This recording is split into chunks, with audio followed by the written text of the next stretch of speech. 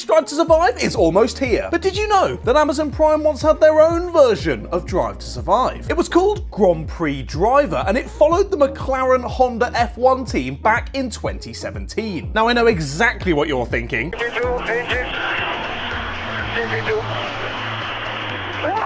But this documentary was actually 2 years after that famous clip. Now, McLaren Honda did have a bit better of a 2016 than a 2015, so I can kind of see the thinking of documenting that continued ascension, but sadly for them, into 2017, it was very much a back-to-earth year. They finished the season on 30 points in 9th place. Now, putting that into perspective, championship victors Mercedes finished on 668 points. They were just a little bit off. But the documentary itself is focused on the pre-season, so what the drivers had to go through in preparation for the season, such as training, seat fittings, media duties, etc., along with watching the car getting pieced together, including the difficulties that they did end up facing marrying up the engine with the chassis, which I'm sure is not going to be a bad omen for the rest of the season.